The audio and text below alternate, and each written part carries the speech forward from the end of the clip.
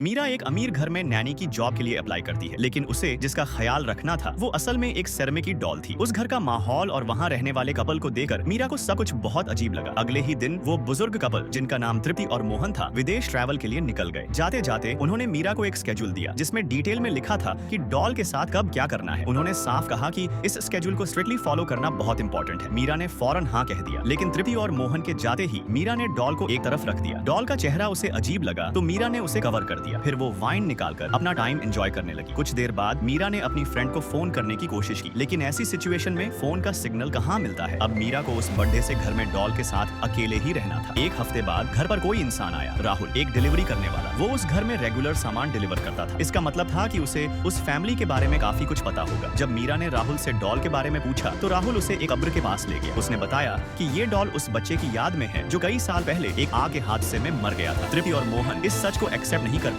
और उन्होंने अपनी सारी फीलिंग्स इस डॉल से जोड़ डाली। ये सच जानने के बाद मीरा को डॉल और भी अजीब और डरावनी लगने लगी, जैसे उसमें जान हो। उस रात मीरा ने एक सपना देखा कि डॉल जिंदा हो गई है। वो डर कर उठ गई। तभी उसे बाहर से कुछ आवाज सुनाई दी। मीरा हिम्मत करके देखने गई तो क्या देखती है, डॉल सीधी बेड पर बैठी हुई थी और वो स्केड्यूल बिल्कुल सलीके से उसके पास रखा था, जैसे वो मीरा को वार्निंग दे रही हो कि स्केड्यूल फॉलो करो। बेहद डरी हुई मीरा भागकर अपने रूम में आ गई। तभी घर का फोन अचानक बजने लगा। अब मीरा की हिम्मत जवाब दे गई। उसे यकीन होने लगा कि शायद डॉल सच में जिंदा है, लेकिन उसे जॉब के पैसे भी मिल रहे थे, इसलिए उसने डिसाइड किया कि अब से वो स्केड्यूल को बिल्कुल ठीक से फॉलो करेगी।